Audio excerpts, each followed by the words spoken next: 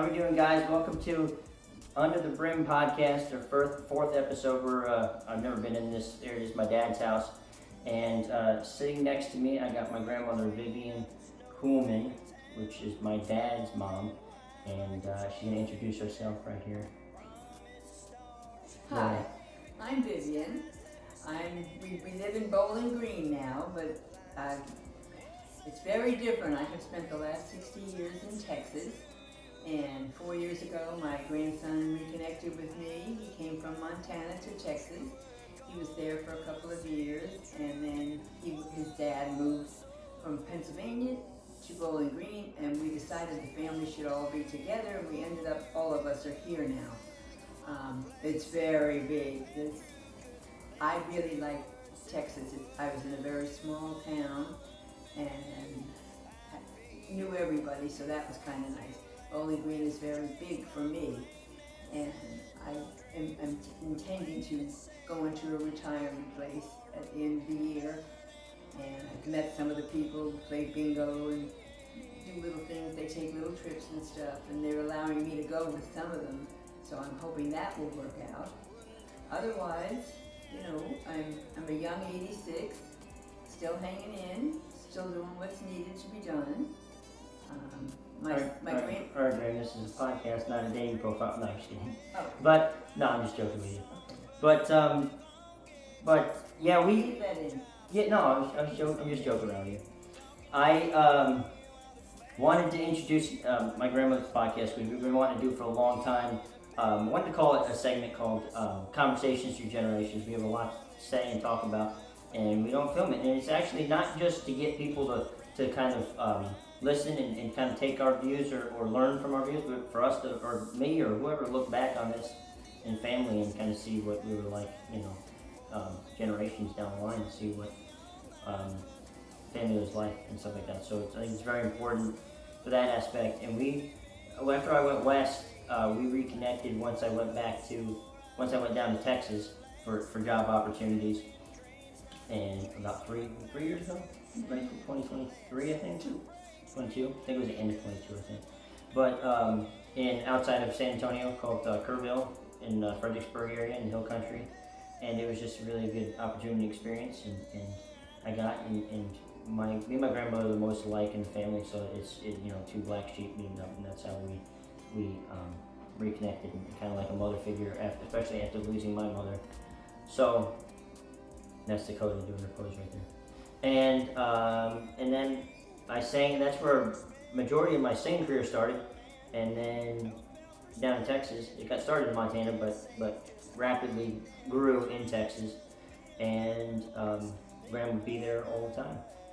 And so once I went home, came out here because family moved out here, and there's better opportunities for my cattle business, and obviously being international, and she wanted to be here with us. So I figured I might just let her. We normally talk about a lot of things, but I want to keep this just an introduction right now because she'll be back on the podcast, because she loves to talk. We love to talk about anything, everything, and everything. So anything and everything. So I think just if you want to just have the stage and just tell them how. Just a little bit, whatever you think, key points in your life, how you got to Texas, or whatever you want to say. You want to say, what do you think? You want to add to that? Whatever you want to say. I know it's tough to just be right on the spot, but.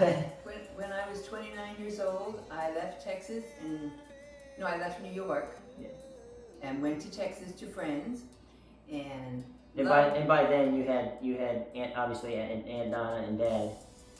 Yes, I had Donna and Michael, and took them with me. They hated Texas, but I just didn't want to go back to New York, to the husband, or to New York itself. It was too much for me. And just to give a little context, Aunt Donna, she's the older sibling, and then my dad's the middle, or the youngest out of my grandfather. And my dad was born in 61. My husband was Buddy. The children, Donna was first in 58. My son Michael was in 61, and he drank a lot, but he was a good man. But it just wasn't for me. I had gotten pregnant at 17, and I was just a baby. But that's what you did in those days. You did the right thing and you married. Hard for him, hard for me, but we made it for a long time. And then friends helped me get to Texas, and I loved it there, but the kids didn't like it, so they ended up back in New York with their grandmother and their dad. And now I'm reconnected with everybody, and now I'm here, and my grandson and I are very, very close. He probably is the only one in the family who really knows me, who I really am. And We talk so much. I don't mean to interrupt you, but they not really disown her, but kind of just, they feel like she left for certain reasons that, again, just like anything in history, the kids or who wasn't involved learned it through the eyes of the person that was, they learned the wrong reasons on why she left and why things were handled the way they were handled. And so she was kind of an afterthought for many, many years, and probably 55-ish years, to tell you the truth. And I'd see her every now and then when I was younger, but not until I was like 23 when I really went to see her and actually started living, not with her, but in the same town. And it was And very every time special. he had a little music he's gonna play, I would go. It was always nice because it was early. He'd go at 6 o'clock at night. We were always home by 9:30, so that was fine. Worked out well. Everybody loved him. They would just wait for his turn to come up. And it was a cute little place and comfortable little town. He made a few friends there and was just going along good. And now we're here, and he's having the same experience, but we're close to Nashville, which eventually is his goal, and that's where he'll be. And we spent a year and a half together or so living in Texas, and it was a lot of great experiences there, and obviously more opportunity, really surprisingly more opportunity to play in Texas than even Nashville, being an hour away, especially, but as an up and coming brand new artist and stuff. Now I'm just curious, Grandma's, when did you move here? End of September? October, really? Mm-hmm. Because I moved here in September, a month before she came here. What do you feel? What do you? This change from us living in Texas to us, and then having a year away from each other, and then living here. What's your experience and take on that, living in this part in Kentucky? Just anything you want to say or? Actually, I don't particularly care for Bowling Green. It's just not that there's anything wrong with it. It's just, it's too big for me. But I really like being around my grandson. He makes my day, and we have a good relationship. I like to be able to see my son. I talk to my daughter all the time on the phone. We have a good relationship And she's still in New York. And she's in New York. She's 68. My son is 65, and we get along well. My son wanted me to be with him so he could get to know me better, since he hasn't been really with me since we were both young. And I really prefer living alone because I'm at the point in my life, kind of like toddlers need to be with other toddlers, teenagers need to be with other teenagers. I need to be with other people who have some of my feelings, that I can help them, and then I can know I'm not the Lone Ranger. They've got it too. And people that are not related for a very long time. Right. Hang around people that are related. And she did live in a well, it is an assisted place, but she was in the independent part. She doesn't like me saying that she was in a nursing home because she's not old and senile. No, it's a retirement home. It's a retirement home, not a nursing home. She's not senile. Nursing home, they're in bed all the time. And but I think this is still a good experience, being with family. I remember a point when I don't know if it was you or Dad that said that. Oh, I don't think I'll ever see them again. Yeah. I think it was you or something. And now it's like, oh man, I hope I never see him again. Which is a very special thing. Yeah. Like I say, as long as you get another day to complain, it's a great fucking day. As long as you're able to complain, it's great. I have no major complaints. I want to run around the house in my underwear. I don't want to be closing doors. We have dogs, 4 dogs in their home, and you have to keep the doors closed. I don't like it. I've never closed a door because I've lived alone for the last 45 years, and I don't like it. That's just not me. And I love it when my grandson comes with me. Today we played bingo. Both of us won some cute little things, and we had fun, and it was a nice day. And I think it's very important to show appreciation and to have my grandmother on the podcast because like we both love to talk about things like I said, and really she's only blood mother I really have in my life left, and really even when my mother was alive. And so I think it's important for us to talk about this and have this on the record and show down what we're talking about. If you can't tell, I've never done this, but I'm more than willing to make an effort, and hopefully something I will say about something connected with the children, because there's not many boys in their 20s that are going to be hauling around an older woman. You know that. Helping them with the cane, helping them with the walker, lifting it in and out, grabbing my arm and hanging on to his arm. He's very easy to deal with, and I know if other children got the opportunity to sit with their grandmother, they would see a whole different person than what they think she is, and they would learn from it. And I think that would be a great lesson for everybody, because as a grandma, it makes you feel wonderful. We laugh a lot, and it's just fun. Even if we have words. There are times when he doesn't like my opinion and I don't like his, but we don't walk around complaining, grinding, and being mean to each other over it. We discuss it and say, well, that's the way it goes. Everybody's got entitled to their opinion.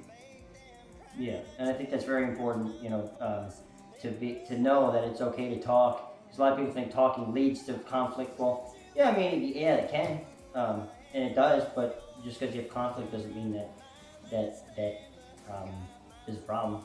There's always going to be conflict. We're all beings that think individually, so there's always going to be differences in our views. But it's important that we learn that we need to talk and not to change someone's opinion, but just to understand where they stand, so then we can easily get along better in this world. Because that's a very important thing. I think that's something that not only this country needs, but this world needs. And I think to start off, I think that's pretty good thing to start off with. You want to say any last things? What I really like, and I'm sure some of you will understand, my grandson is more of a quiet person than I am. I'm a talker. I love people. I love being around people. I love hearing their stories. They want to hear mine. I love to give them a hug goodbye. And Joey is becoming more and more open and more relaxed in other people's presence, which is important for your life. You have to be able to just kind of melt wherever you go and just blend right in. You don't like it, you don't go there anymore. And understand that being uncomfortable is how you get comfortable. That's right. That is the truth. Because I've been wanting to do this podcast for my grandmother for months, for a long time, and I was like, well, I need this, I need that, I need this. Finally, I just said, I started the podcast. We're on the 3rd episode, this is the 4th episode. Now she's finally on it, and I wanted to get mics. I wanted to do this. The phone's sitting on her walker right now, and you got to just do it at some point. At least you can hear us and you can see us. So that's all you need. And so these walkers are wonderful. Don't hesitate. I have friends who will not use one. They don't want anybody seeing them. They are terrific for many reasons. You can sit on them, you can prop things on them, you can do lots of stuff. But all of this is important. We are who we are, and we have to accept who we are. And once we do, life is pretty good. It certainly is. So please be patient. She should be talking, but she's not going to use it. She's still not going to use it after saying that. But yeah, I think going forward, I didn't want this one to be too long, but I think because we still trying to figure out what we want to talk about, because when we talk, conversations just come up naturally, and then we just go ahead and go at it. But I want to think more about, we talk a lot about politics and how the world is today, and family, and what else we talk? We talk a whole bunch of stuff. We can't really There's no way they can request what they'd like to hear. Well, starting out, I don't really have that many people. So Oh. I think eventually when people actually watch and actually comment and say something, but for right now it's going to have to be us, because I really don't have that many viewers that would say what they want. But I think we should definitely talk about our lives a little more, and then lean into politics. You talk about politics. I know politics is a shitty subject. Oh, religion, of course, religion. Got to talk about our faith. Yes. But I think for right now, this kind of video, just kind of getting it out and just kind of introducing you to my grandmother. It will get better. The life of the podcast, or both. All of it. All of it. But anyway, where we're at now, Yeah, it's like 15 minutes. I think that's a good starting point. Okay, good. You know, is there anything else you want to kind of get off your chest, or No, but I think this is fun, and we've had a great day today. What a pleasure. Yeah, I'm just feeling really good tonight. Yeah, and Thank you for your time. And honestly, if you get to know us, you're gonna love us. yeah, definitely, or not. But either way, it'd be fun. And you know, I think I wanted to kind of go off what I was saying. I think it was definitely better for me in Texas when we were together because I feel like there was more to do, and it was kind of you've been around there for a very long time, so. But you know, life isn't always about being comfortable in what you want to do. It's about what you need to do. That's for sure. And I had, like I've told before, I had my trip. I've been here since September. What was it? Like 10 months. I came the end And of so, March. You know, if Nashville wasn't here, I'd be singing a different tune. It would really, I'd be more amped to leave. But since Nashville's here and I'm into music, and it's just where I have to be. And but what I was trying to say was I had my worries about being here, but I didn't have any doubt. If I had doubt, I wouldn't be here.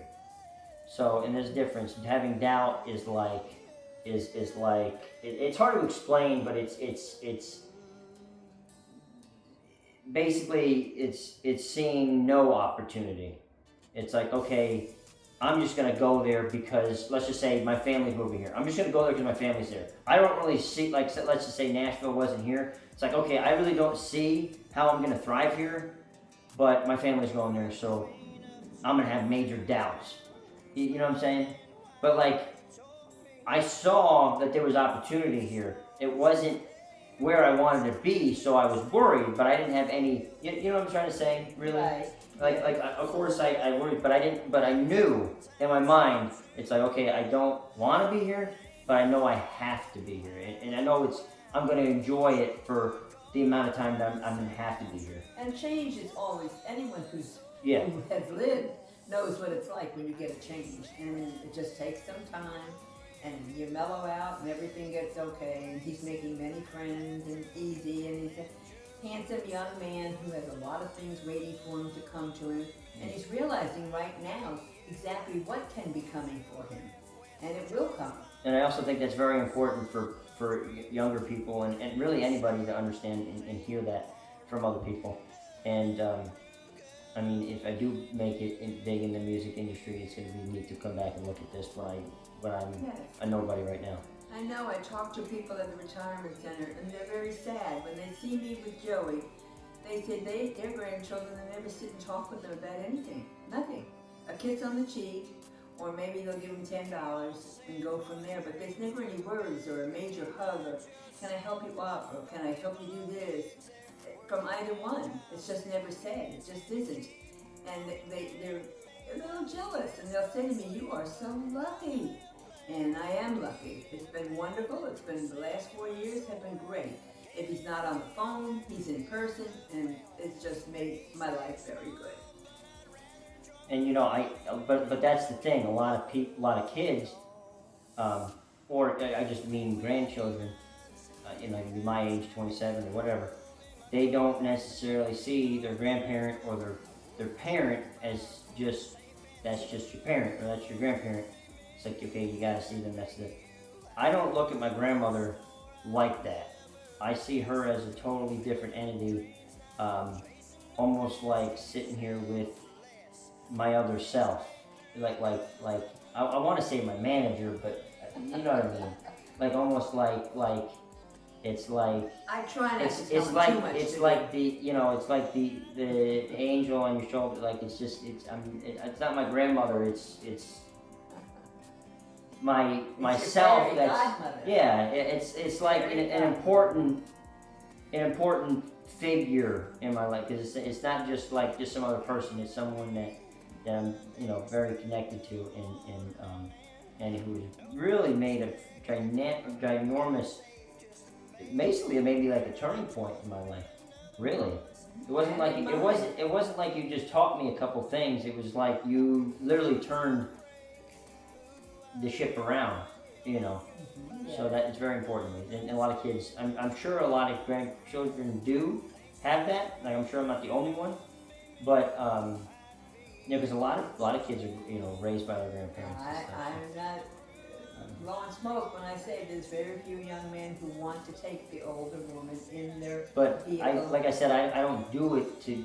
Oh wow, people get to see me. That I don't give a shit what people Sometimes think. we don't see anybody. I'm not doing it to get people to like me or oh my gosh, he takes care of his grandma. I don't give a shit. It's the fact that we're just the black sheep of the family, and it's not that we're any better or worse. We're different, and there you go, Graham. You like to use different. We're different, and better for our own ways. That's right. And we realize that, and it helps our lives, and we enjoy it. So. And we both thank God every day for what we have here with each other. Yeah. We certainly do. I think that's an important. Is there anything else you want to say? No. Okay, I think this is a good place to end. I just wanted to kind of, we talk about a lot of different things, but I don't want to make this whole hour long and talk about random shit. So I think this is an important place to kind of end it. And yeah, I just figured I just finally get her on the podcast. I mean, I know a lot of people don't watch this, but hey, eventually a lot of people will be watching this, and you got to start somewhere. So. And last but not least, happy 4th of July. Yes, happy 4th and 250th anniversary. Yes. And coming out at midnight, 4th of July. It'll probably release. I'll probably have this video up in the next couple of minutes. But midnight, 4th of July, my new song, This Is the Turning Point, is coming out on Spotify and all music streaming. So go check that out. And I got another song on the 31st called I'd Be You. And we're going to keep cranking it. So, thank you all for watching the 4th episode of Under the Brim and this segment, Conversations Through Generations, and we'll talk to you guys soon. Wonderful. Thank you.